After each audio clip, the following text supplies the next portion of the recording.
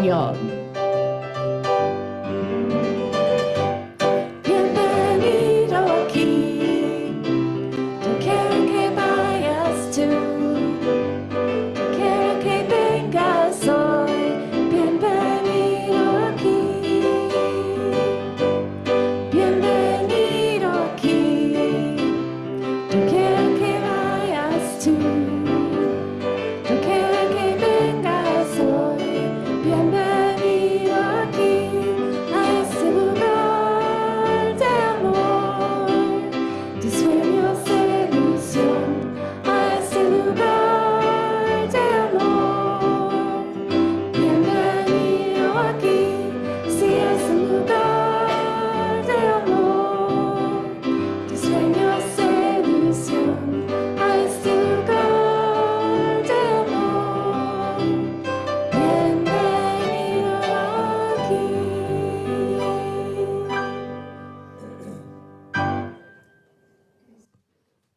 Good morning.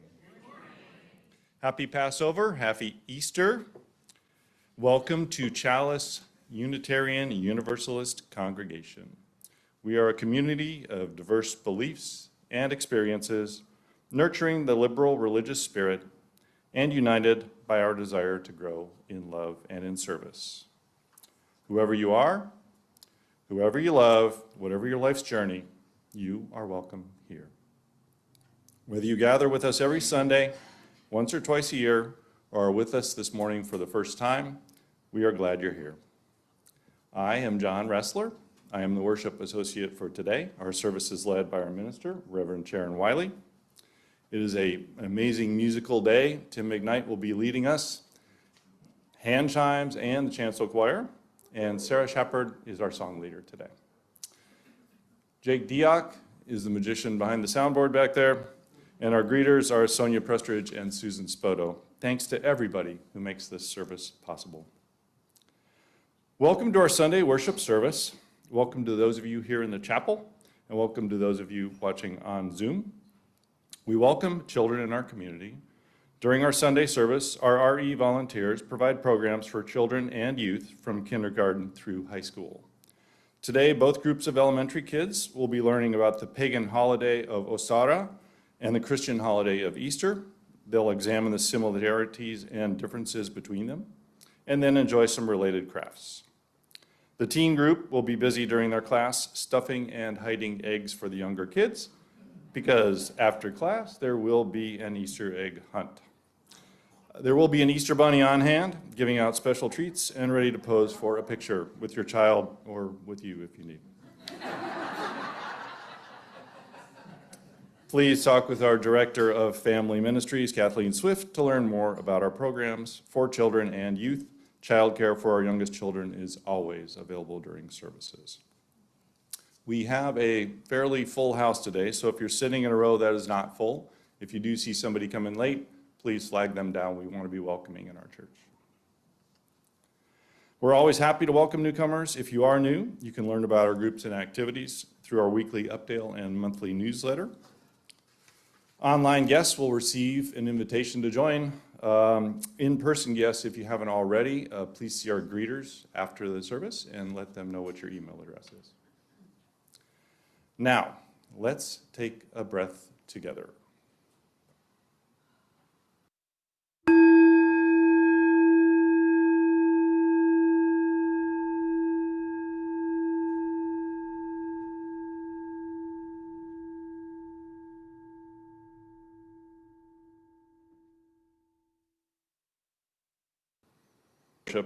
We acknowledge and continue to learn from Indigenous peoples.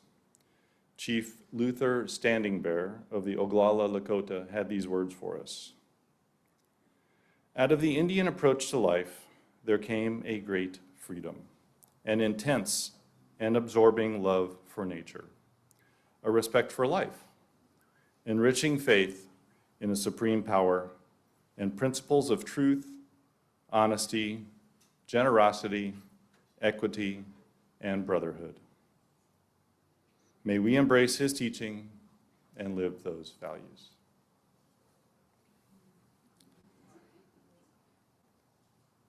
And now we will light our chalice. I'd like to invite Ralph Peters up.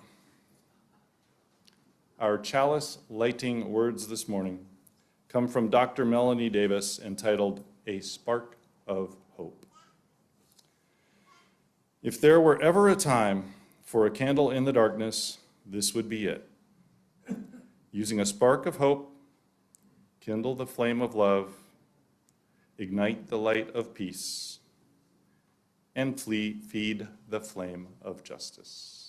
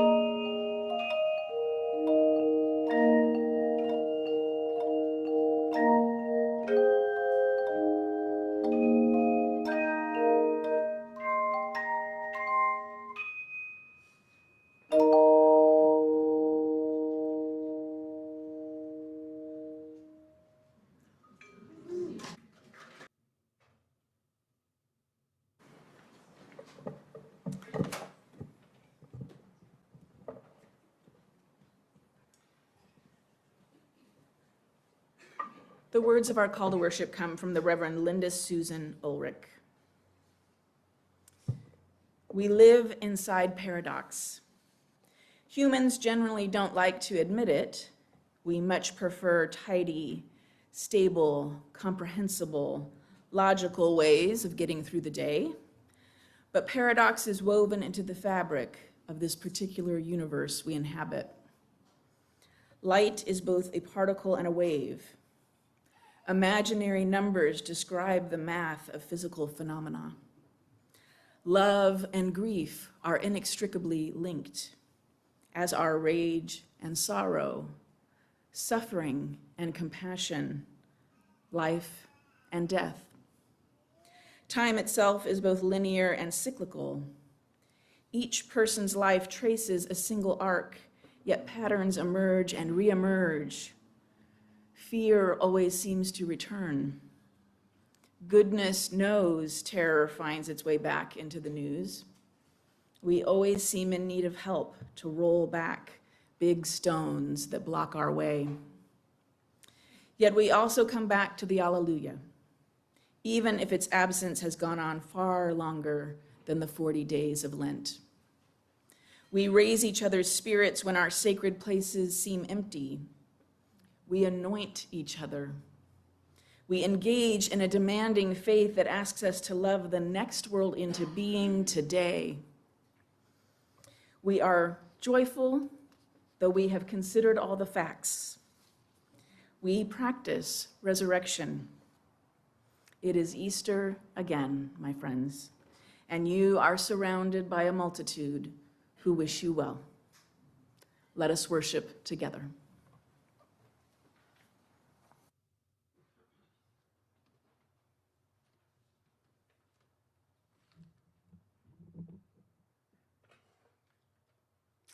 The hymn of the month for April is I Called On Today from our virtual hymnal. We'll be singing this hymn every Sunday in April to get to know it better and feel more comfortable singing it. Please rise and body your spirit to sing together.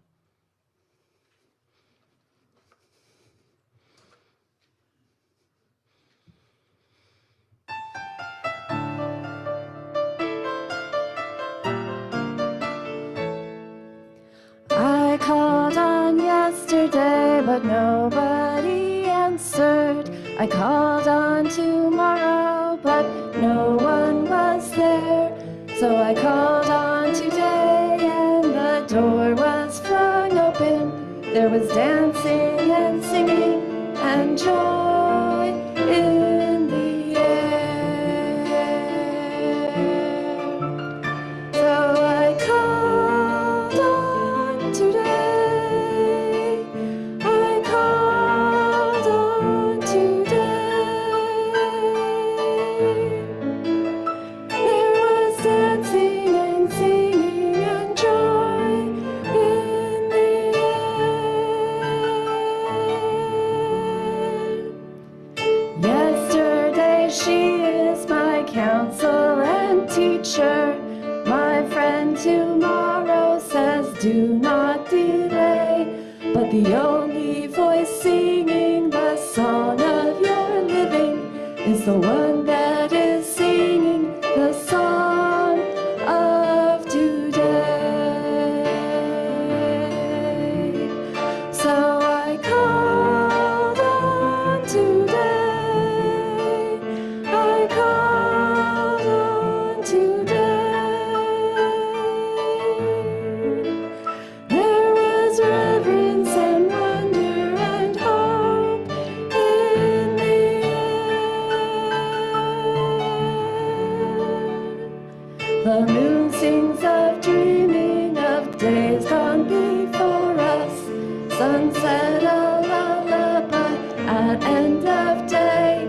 But the dawn sings of waking, of building and sharing. The sunrise is singing the song of today. So I called on today. I called on today. There was reverence and mystery and love in the air. The ancestors whisper their wisdom and warning. Our children will travel to worlds far away. But the torch is alight with our hope and thanksgiving.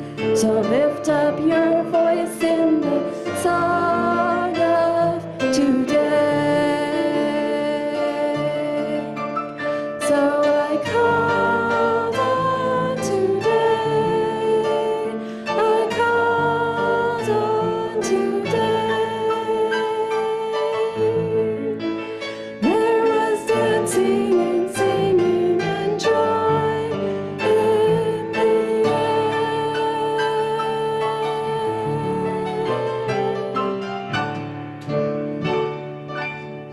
Please be seated.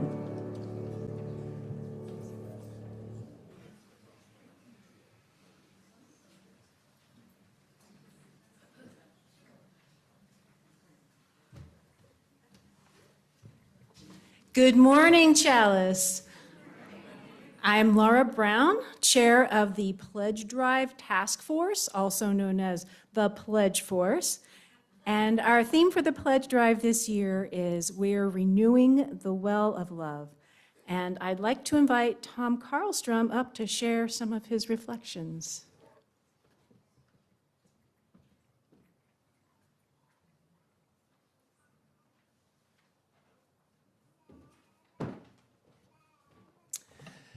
Good morning.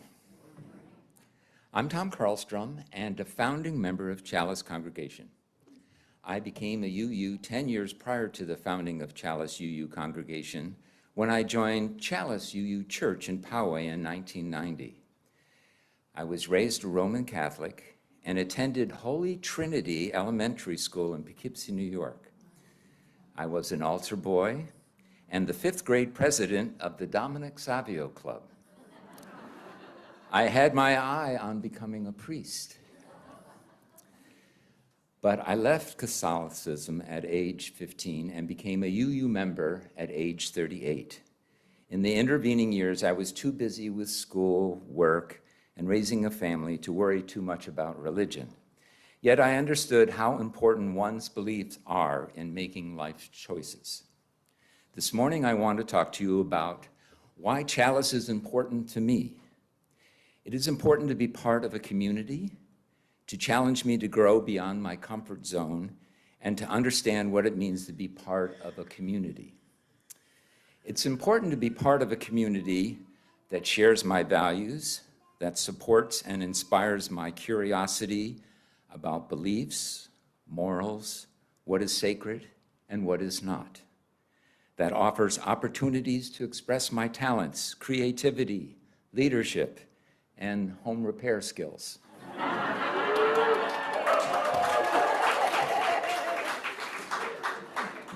That gives me the opportunity to meet all types of exceptional people. Some of my best friends I met at Chalice. I even met my life partner, Patty, at Chalice.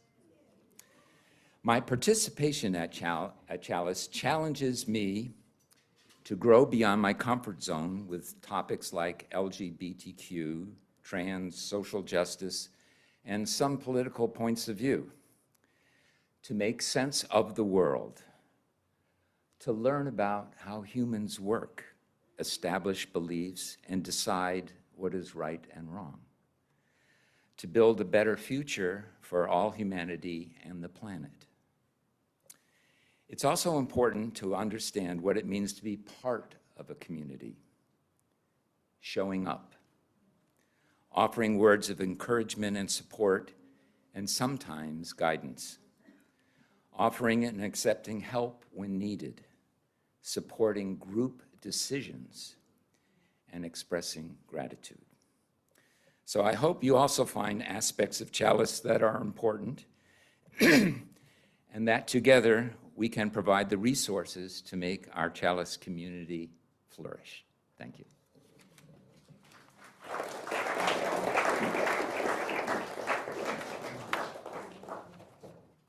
Thank you so much, Tom. So we are 1 week into our 4-week Pledge Drive campaign, about 25% of the way there, and our goal this year is to receive 110 pledges and raise $356,800.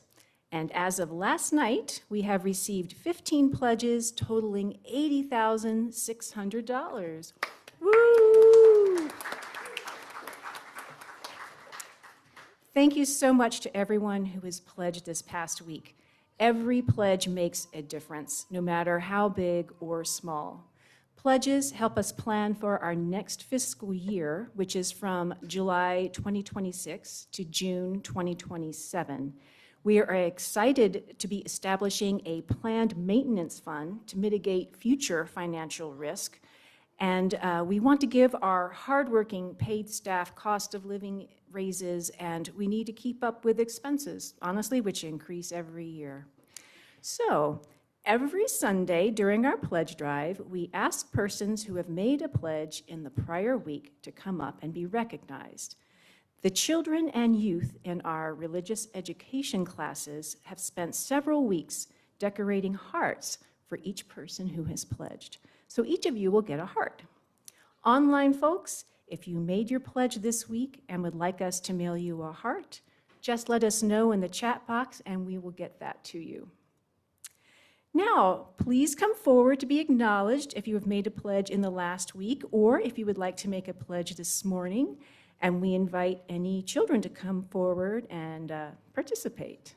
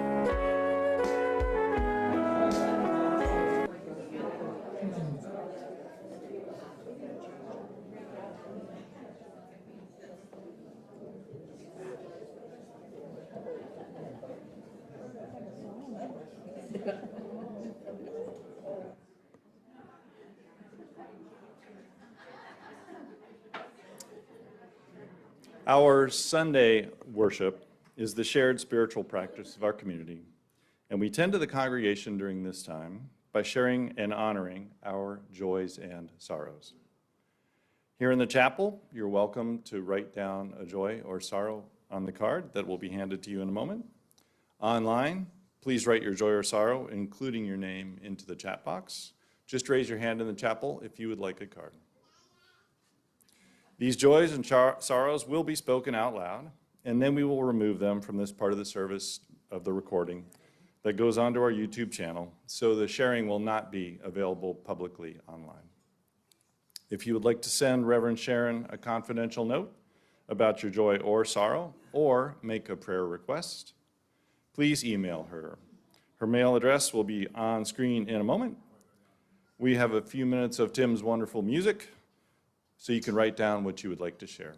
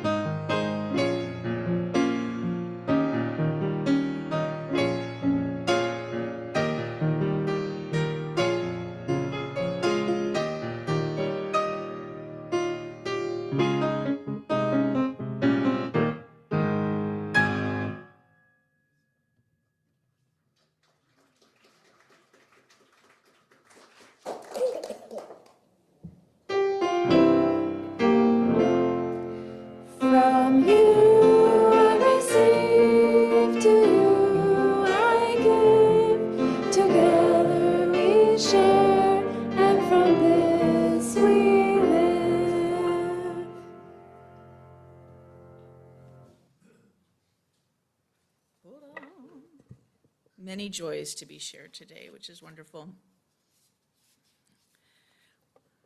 We'll light our first candle of sorrow for all that is broken and hurting in the world.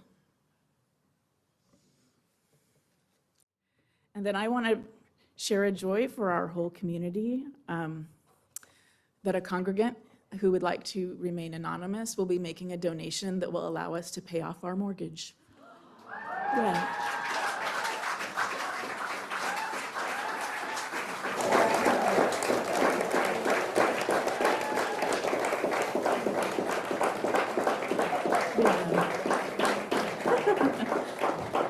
I've been kind of bursting to tell you. So, we'll light a final pillar candle for all the joys and sorrows in the room and in our community that may go unshared and unspoken this morning. These too are held in the love and support of our community. Now I'd like to invite the children and anyone else who would like to come forward for the story.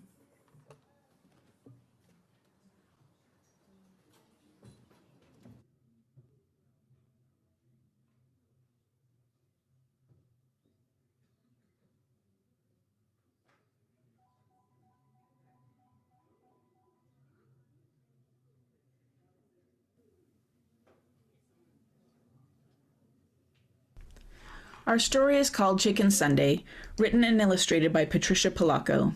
This version is abridged. Stuart and Winston were my neighbors. They were my brothers by a solemn ceremony we had performed in their backyard one summer. They weren't the same religion as I was. They were Baptists.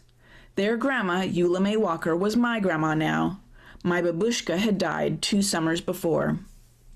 Sometimes my mother let me go to church on Sunday with them. How we loved to hear Miss Eula sing. She had a voice like slow thunder and sweet rain. She'd take my hand as we crossed College Avenue.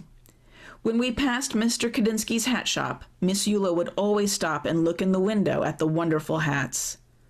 Then she'd sigh, and we'd walk on. We called those Sundays Chicken Sundays because Miss Eula almost always fried chicken for dinner. One Sunday she told us something we already knew. That Easter bonnet in Mr. Kadinsky's window is the most beautiful I ever did see, she said thoughtfully. The 3 of us exchanged looks. We wanted to get her that hat more than anything in the world. Stuart reached into the hole in the trunk of our wish tree in the backyard. If we are going to get that hat for Miss Eula in time for Easter, we are going to need a lot more money than this, I announced. Maybe we should ask Mr. Kadinsky if we could sweep up his shop or something to earn the rest of the money, Stuart said. I don't know, Winnie said fearfully. We all agreed that it was worth a try anyway. The next day we took a shortcut down the alley in back of the hat shop. Bigger boys were there. They were yelling. Eggs flew past us and pelted Mr. Kadinsky's back door. It wasn't us, Stuart tried to say, but Mr. Kadinsky wouldn't listen to us. All I want to do is live my life in peace. I'm calling your grandmother, he shouted as he wagged his finger in Stuart's face. Miss Eula was waiting in her living room for us. Miss Eula, we didn't throw those eggs, I sobbed. Some big boys did, Stuart sputtered. What were you doing at the back of his shop in the first place, she asked. We knew that we couldn't tell her the truth, so we just stood there and cried. She looked at us for a long while. Baby dears, I want to believe you. Heaven knows that I brought you children up to always tell the truth. If you say you didn't do it, then I believe you. It is too bad, though, she went on to say. That poor man has suffered so much in his life, he deserves more than eggs thrown at him. You know, he thinks you threw the eggs. You'll have to show him that you are good people. You'll have to change his mind somehow. In my kitchen the next day, we thought and thought. How can we win him over when he thinks that we threw those eggs, Stuart asked. Eggs, I said quietly. Eggs? Stuart asked. Eggs, I screamed. I went to the kitchen drawer and took out a lump of beeswax and a candle. Mom helped me show the boys how to decorate eggs the way my bubby had taught us. We put the eggs in a basket, and even though we were afraid, marched into Mr. Kadinsky's shop and put them on the counter. He raised his eyebrows and glowered at us. Then his eyes dropped to the basket. "Pisanki eggs," he said as he looked closely. "I haven't seen these since I left my homeland." "We didn't throw those eggs at your door, Mr. Kadinsky," we told him.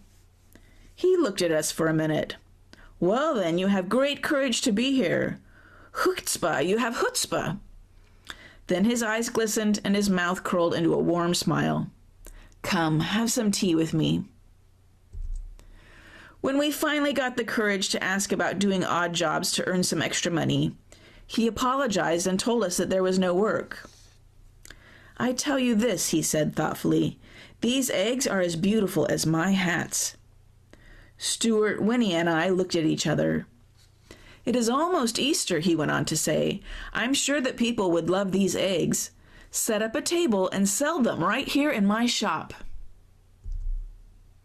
For the next few days, we worked very hard. We made almost a dozen Pisanki eggs. We sold them all in one single day. That afternoon, when all the eggs were gone, we counted our money. We had more than enough for the hat.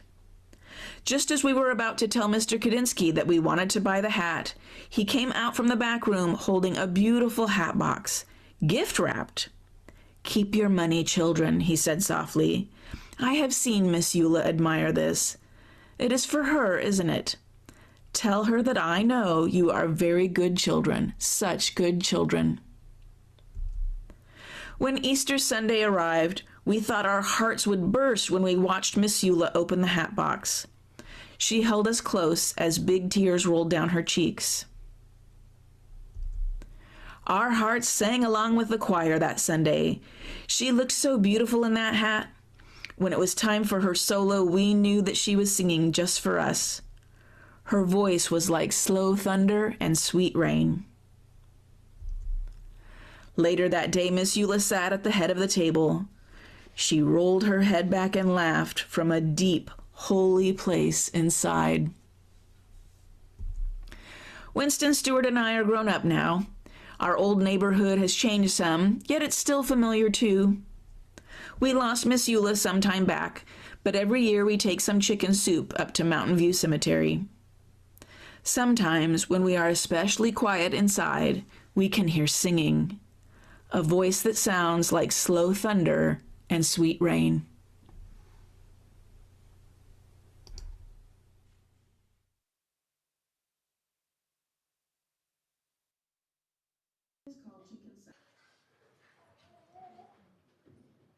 As the children leave for their classes, we join in singing.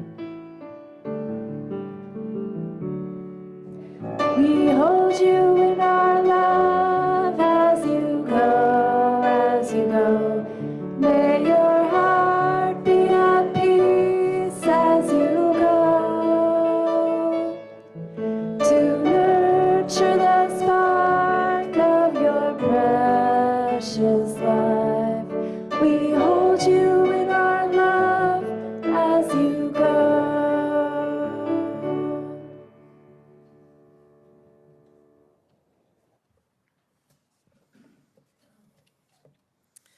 A reading from Edwina Gately.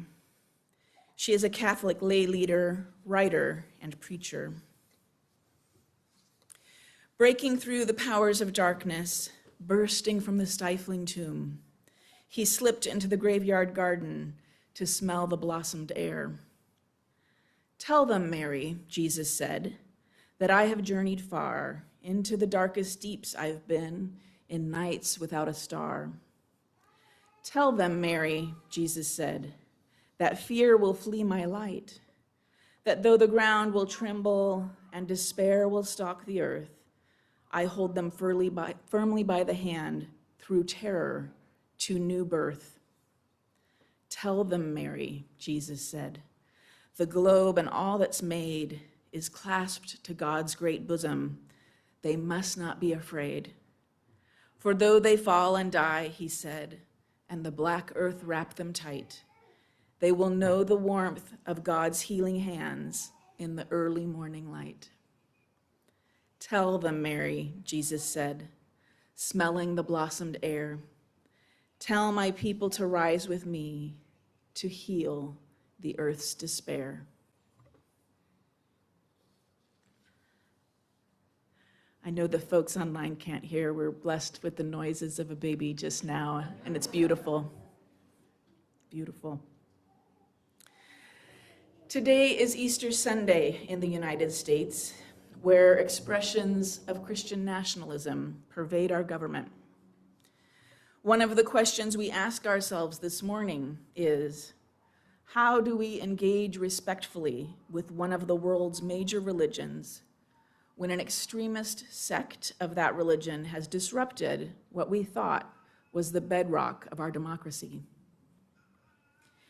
If Easter Sunday feels a little messy and complex in these times, I want to remind us that the story of Easter, the story of Jesus' conviction, punishment by death on the cross, and the discovery of his empty tomb, this story is timelessly messy and complex. To feel unsettled and uncertain is to be fully part of the Easter story. And our faith tradition, with its roots in Protestant Christianity, has our own particular wrestling with this part of Christian theology.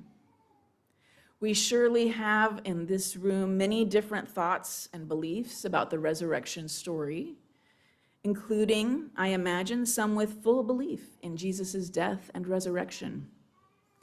But no matter the diversity of our beliefs, what we have in common, I think, is that most UUs are far less interested in Jesus' death than we are in his life and his teachings.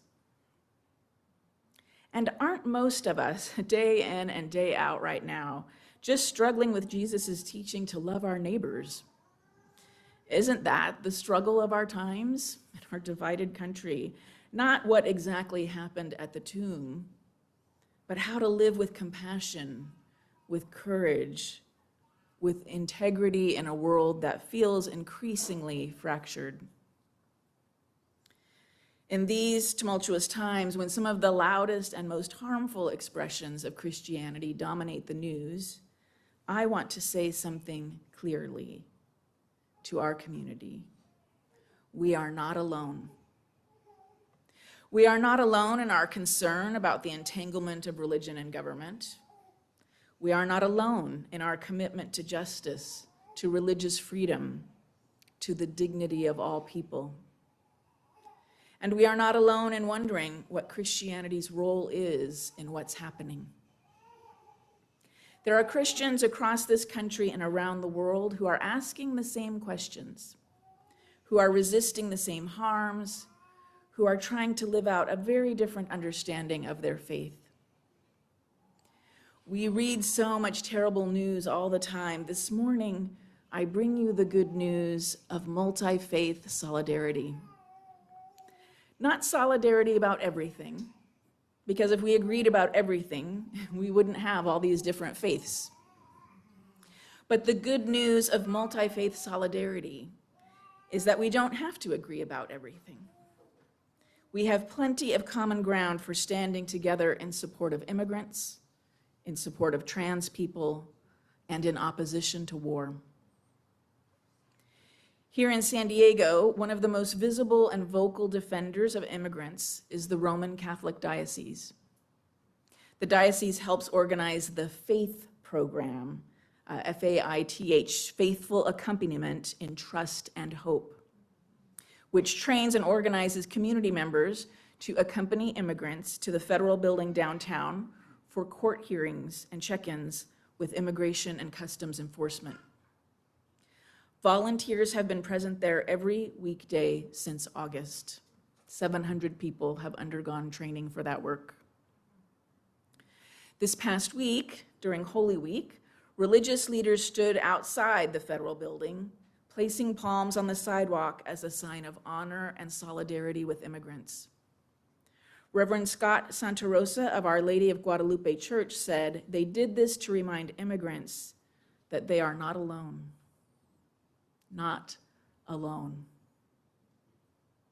That same church houses the Pope Francis Center, offering legal consultations, community workshops, and mental health support for immigrant families. In November, the U.S. Conference of Catholic Bishops released a letter stating their opposition to indiscriminate mass deportation of people. On a much more global scale, Pope Leo is using his authority to call for an end to war. He spoke last week on Palm Sunday, saying that God doesn't listen to the prayers of those who make war or cite God to justify their violence.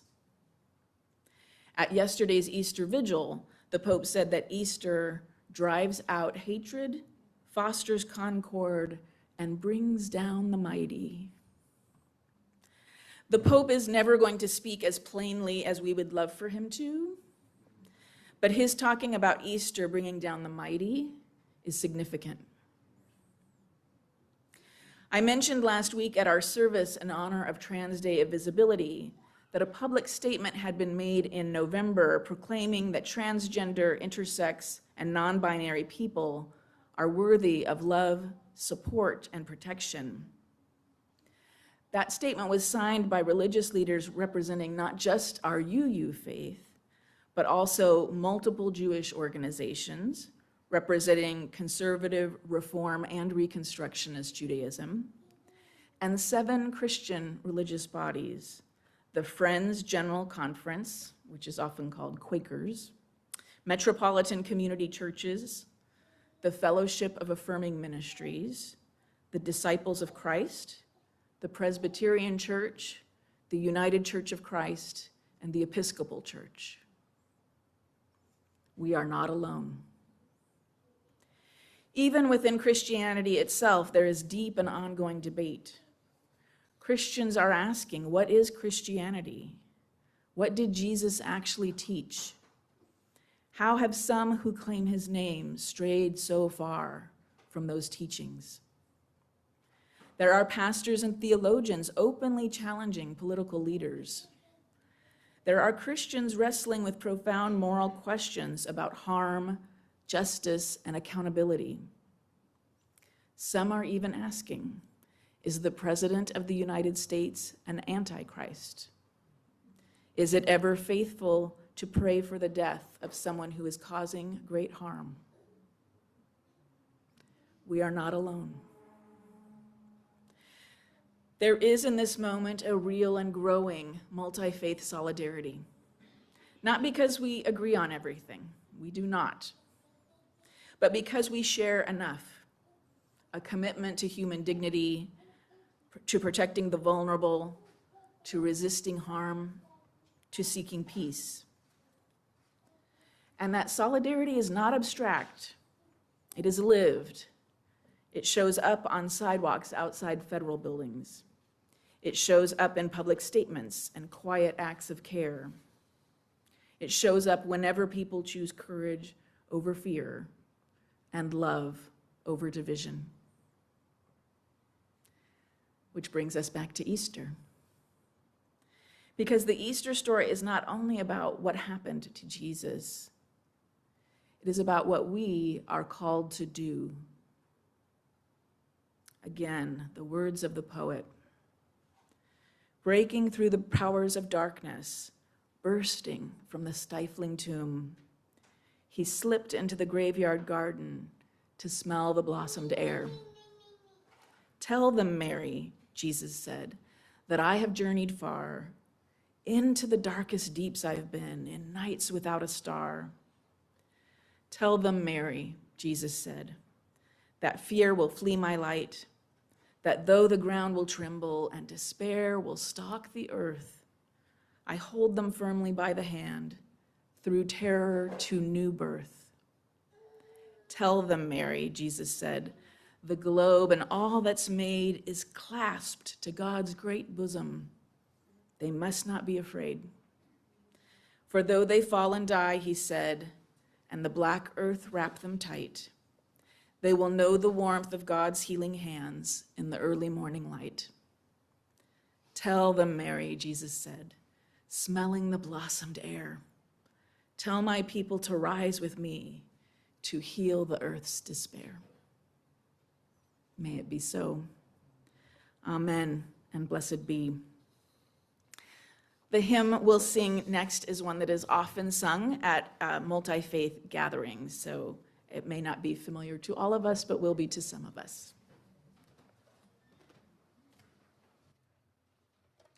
Please rise and body your spirit to sing together the hymn, Let There Be Peace on Earth.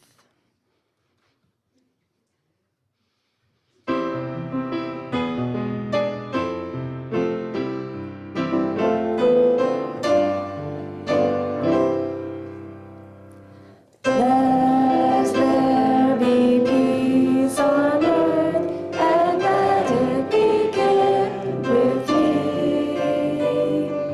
Let there be peace on earth, the peace that was meant to be.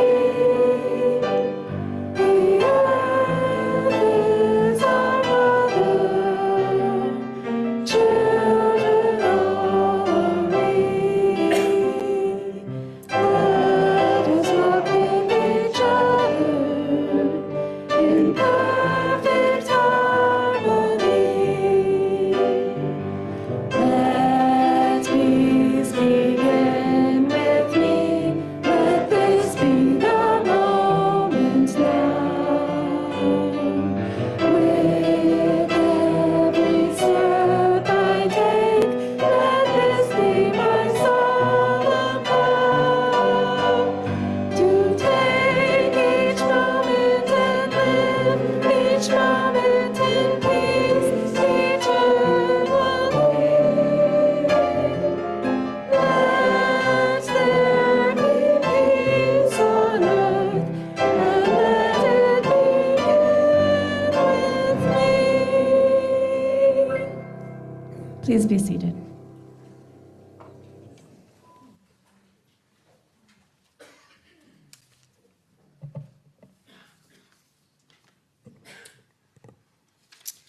The Sunday offering is an expression of the generosity that makes our congregational life possible. As Fred Rogers once said, all of us at one time or another need help. Whether we're giving or receiving help, each one of us has something valuable to bring to this world. That's one of the things that connects us as neighbors. In our own way, each one of us is a giver and a receiver. We encourage you to text your donation to Chalice if you haven't texted before. Once you text the amount, you'll get a reply and a link to enter your credit card information. If your Sunday donation is meant to be part of your pledge payment, please note pledge with the dollar amount. The phone number for text donations will be on screen in a moment. If you prefer to make an in-person donation of cash or check, there are envelopes in a donation box by the door. You can leave those donations after the service. Please join in affirming in the spirit of generosity that guides our communal life. A chalice to you, congregation. Love is at the center of everything we do. Please give generously.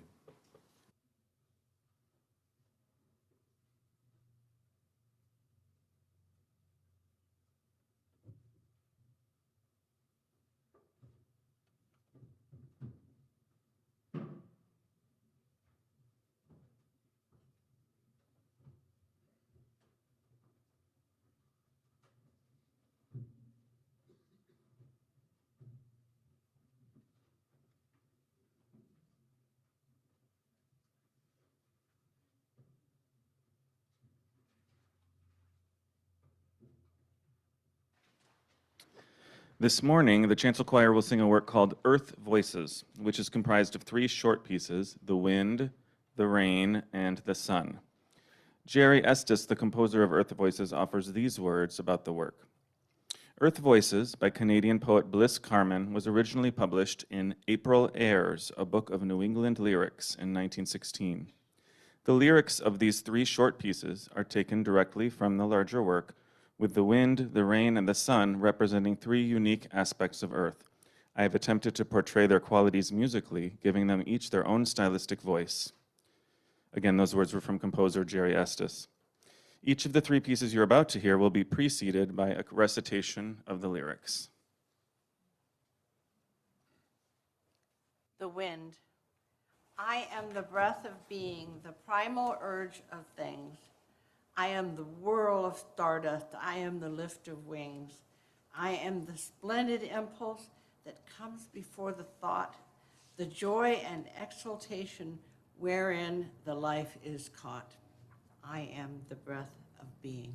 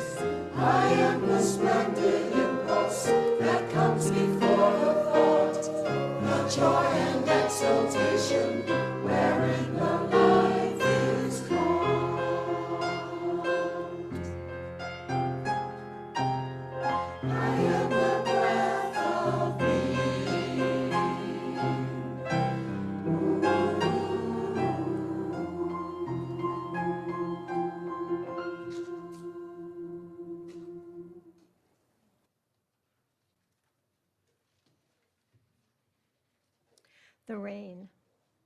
I keep the rhythmic measure that marks the step of time, and all my toil is fashioned with symmetry and rhyme. I keep the rhythmic measure and rhyme.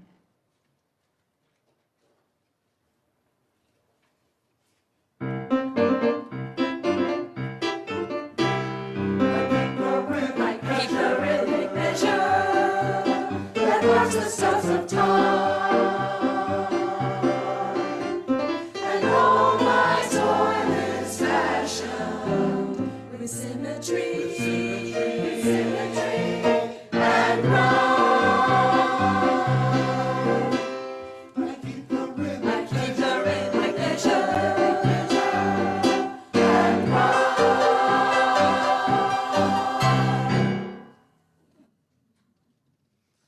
The sun. I tint the dawn with crimson. I tinge the sea with blue. My track is in the desert. My trail is in the dew. I paint the hills with color, and in my magic dome, I light the star of evening to steer the traveler home. I steer the traveler home.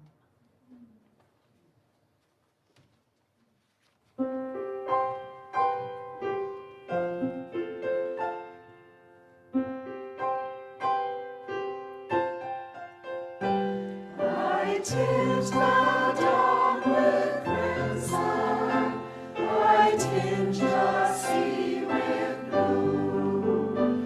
My track is in the desert, my trail is in the dew. I paint the hills with color, and in my magic dome I light the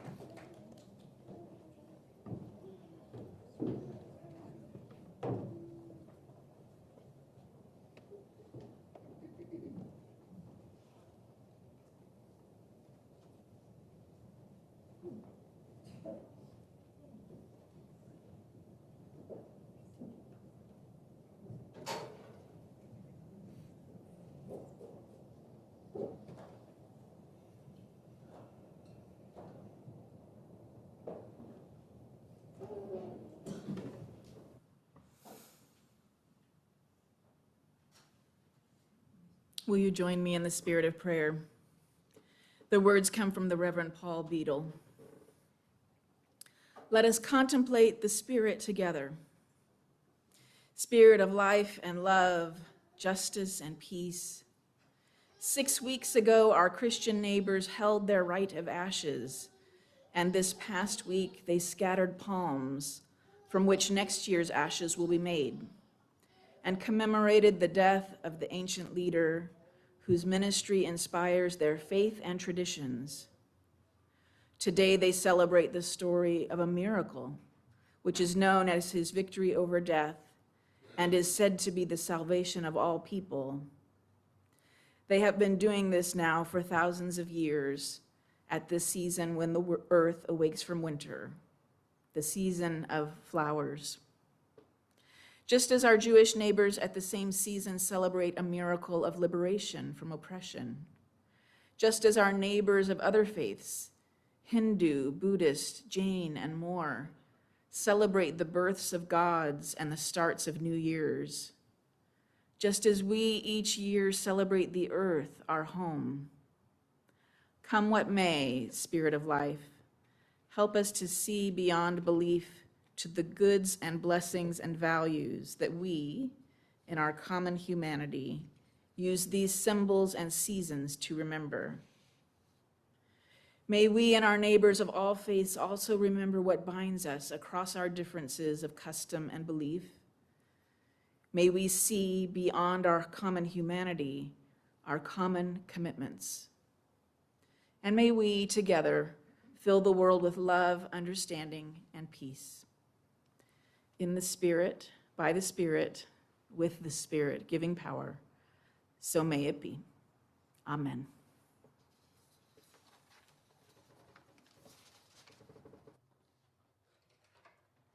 Please rise in body or spirit to sing together hymn 61 in the gray hymnal, Lo, the Earth Awakes Again.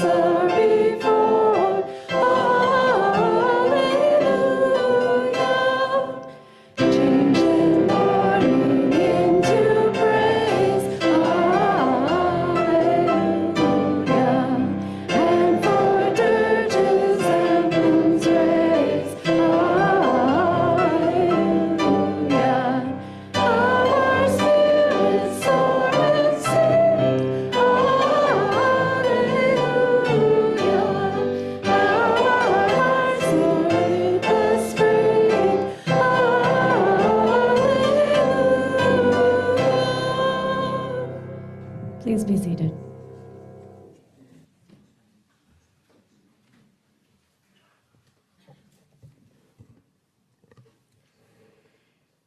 Our closing words come from Rebecca Savage.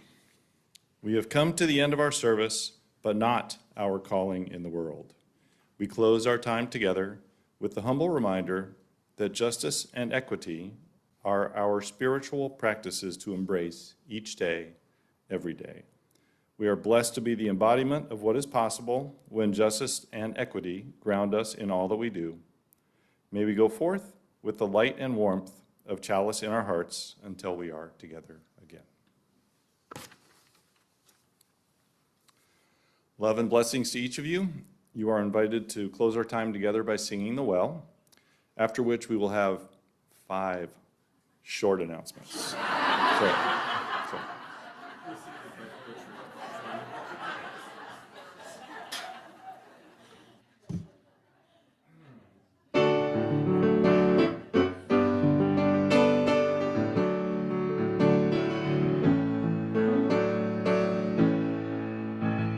We drink from the well together, cool, cool water that quenches my thirst, a thirst for justice, thirst for joy, thirst for love that we're all a part of.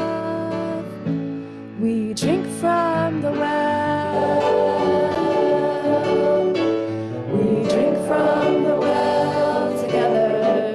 Hand in hand we are standing as one, standing for justice, standing for joy, stand for a love that we're all a part of.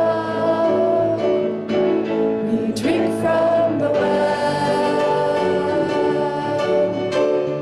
Open the doors to the world outside, spirits renewed from within. Look for the dream in each other's eyes, start where a new world begins.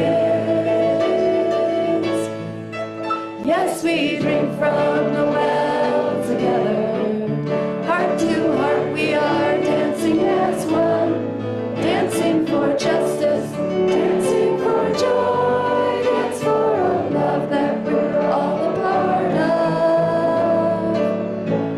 We drink from the well, spirits renewed. We drink from the well, stand hand in hand. We drink from the well, dancing for joy. I feel my heart swell. We drink from the well.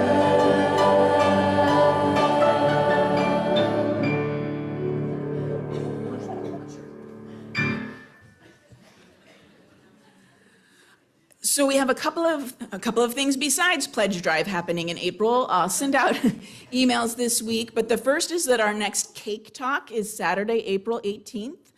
So here in the chapel from 10:30 to 12:30, including time for cake and coffee. Our topic is to discuss what are the challenges of being at one service on Sunday morning and what might be the challenges of being at 2 services on Sunday morning. So the board is leading that discussion, and if you would like to be part of that, please come. Secondly, we are on Saturday, April 25th. We are walking in a walk for the National Alliance on Mental Illness. This is one of their San Diego chapter's main fundraisers for the year. It's a very easy walk. It's an important time for us to be visible as religious people because people get lots of strange messages about their mental health. And of course, we're a faith that affirms, working with a doctor and medication is okay. It's an important place for us to be visible to people. So I'll send out an email about that.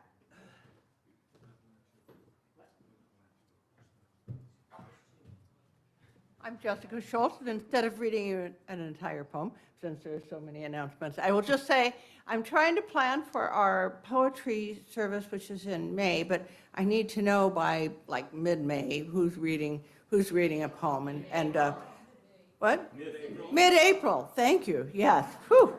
Anyway, if you'd like to talk to me about that or hear the poem I was planning to read, meet me at the whiteboard after the service.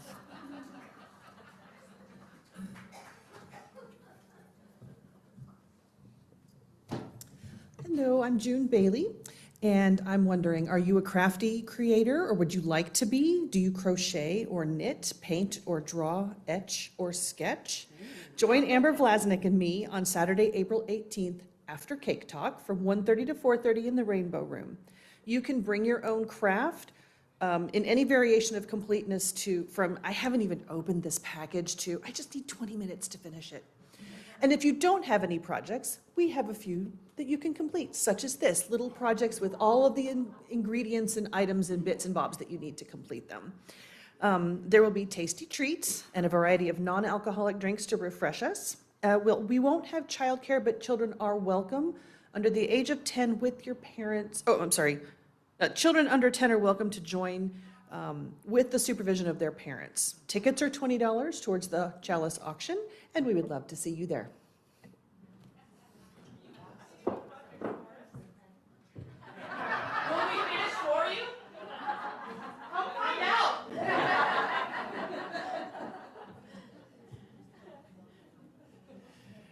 Hi, everybody. I think I'm the last announcement, so I thank you for your patience. After the service today, we invite each of you to visit our beautiful new wishing well that's out in the garden and have your picture taken while making a heart shape with your hands.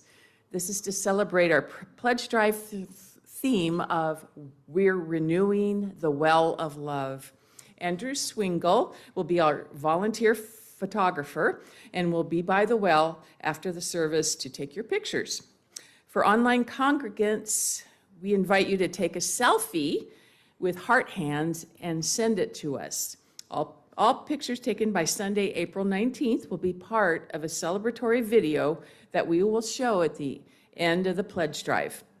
This will be a visual expression of the care and commitment that sustain our congregation. Thank you.